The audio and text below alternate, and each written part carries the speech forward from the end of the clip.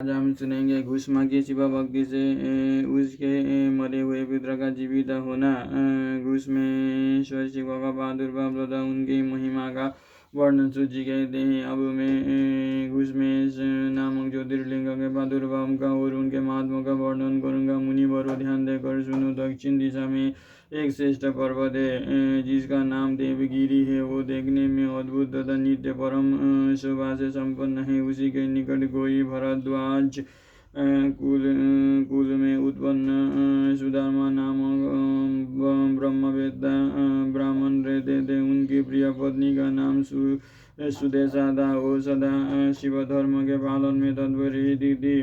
घर के काम काज में कुशल भी और सदा पति की सेवा में लगी रहती थी। द्विज श्रेष्ठ सुधर्मा भी देवताओं और अतिथियों के पूजक थे। वो वेद वर्णित मार्ग पर चलते और नित्य अग्निहोत्र किया करते थे। तीनों काल की संध्या करने से उनकी कांति सूर्य के समान उद्दीप्त थी। वे वेद शास्त्रों के मर्मज्ञ थे और शिष्यों को पढ़ाया करते थे। धनवान होने के साथ ही बड़े दाता थे। सौजन्य आदि सद्गुणों के भाजन थे। शिव संबंधी पूजनादि कार्य में ही सदा लगे रहते थे। वे स्वयं तो शिव भक्त थे ही शिव भक्तों से बड़ा प्रेम रखते थे। शिव भक्तों को भी वे बहुत प्रिय थे। यह सब कुछ होने पर भी उनके पुत्र नहीं था।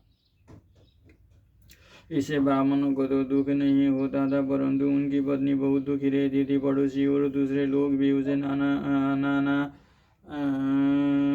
ताना मारा करते थे। वो पति से बार बार पुत्र के लिए प्रार्थना करती थी। पति उसको ज्ञानोपदेश देकर समझाते थे, परंतु उसका मान नहीं मानता था। अंततः ब्राह्मण ने कुछ उपाय भी किया, परंतु वो सफल नहीं हुआ। तब ब्राह्मणों ने अत्यंत दुखी हो बहुत हट करके अपनी बहन घुष्मा से पति का दूसरा विवाह करा दिया। विवाह से पहले सुधर्मा ने उसको समझाया कि इस समय तो तुम बहिनी से प्यार कर रही हो, परंतु जब इसके पुत्र हो जाएगा तब इससे स्पर्धा करने लगोगी। उसने वचन दिया कि मैं बहन से कभी दान नहीं करूंगी। विवाह हो जाने पर घुष्मा दासी की भांति बड़ी बहिनी की सेवा करने लगी।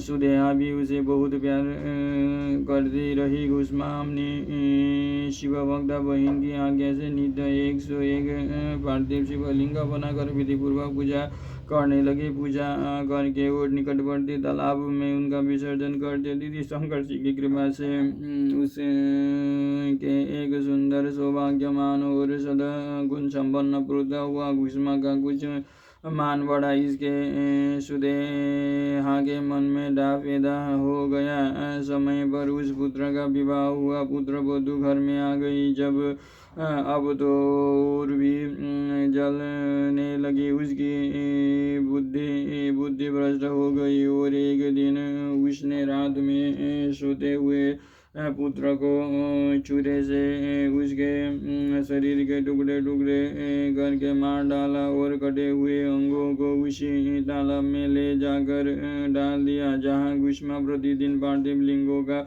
विसर्जन करती थी। पुत्र के अंगों को उस तालाब में फेंक कर वो लौट आई और घर में सुखपूर्वक सो गई। घुष्मा सवेरे उठकर प्रतिदिन का पूजन आदि कर्म करने लगी। श्रेष्ठ ब्राह्मण सुधर्मा स्वयं भी नित्य कर्म में लग गए। इसी समय उनके ज्येष्ठ पत्नी सुदेहा भी उठी और बड़े आनंद से घर के काम काज करने लगे, क्योंकि उसके हृदय में पहले जो ईर्ष्या की आग जलती थी वो अब बुझ गई थी। प्रातःकाल जब बहू ने उठकर पति के साया को देखा तो खून से भीगी दिखाई दी और उस पर शरीर के कुछ टुकड़े दृष्टिगोचर हुए। इससे उसको बड़ा दुख हुआ। उसने सास गुस्मा के पास जाकर निवेदन किया, उत्तम व्रत का पालन करने वाली आर्य आम के पुत्र कहाँ गए? उनकी साइयाँ रक्त से भीगी हुई है और उस पर शरीर के कुछ टुकड़े दिखाई देते हैं। हाय, मैं मारी गई, किसने यह दुष्ट कर्म किया है? ऐसा कहकर वो बेटे की प्रिय पत्नी भांति भांति से करुण विलाप करती हुई रोने लगी। सुधर्मा की बड़ी पत्नी सुदेहा भी उस समय हाय मैं मारी गई ऐसा कहकर दुख में डूब गई। उसने ऊपर से दुख किया किंतु मन ही मन वो हर्ष के भारी हुई थी। गुस्मा भी उस समय उस वधु के दुख को सुनकर अपने नित्य पार्थिव पूजन के व्रत से विचलित नहीं हुई। उसका मन बेटे को देखने के लिए तनिक ही उत्सुक नहीं हुआ। उसने पति की भी ऐसी ही अवस्था थी। जब तक नित्य नियम पूरा नहीं होता तब तक उन्हें दूसरी किसी बात की चिंता नहीं हुई।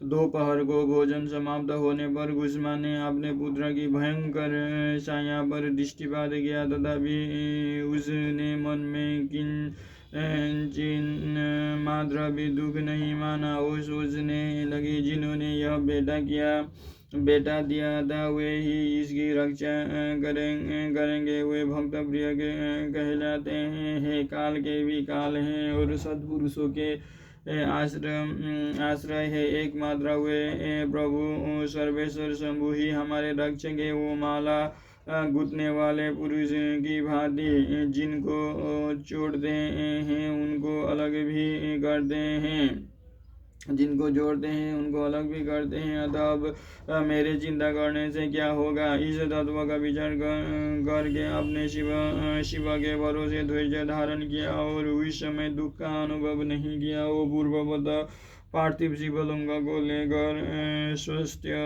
चित्त से शिव के नामों का उच्चारण करती हुई उस तालाब के किनारे गई। उन पार्थिव लिंगों के तालाब में डालकर जब वो लौटने लगी तो उसे उसका पुत्र उसी तालाब के किनारे खड़ा दिखाई दिया।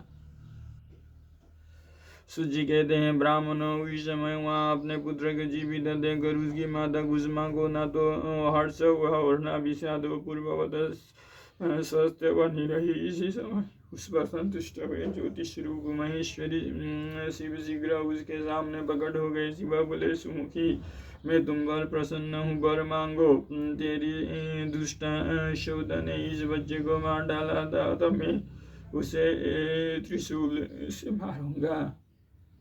सूजी कहते हैं, तब गुस्मा ने शिव को प्रणाम करके उस समय यह भरमंगा नाथ, यह सुदेहा मेरी बड़ी बहन है, अतः आपको इसकी रक्षा करनी चाहिए। शिव बोले, आपने तो बड़ा भारी अपकार किया है। तुम उस पर उपकार क्यों करती हो? दुष्ट कर्म करने वाले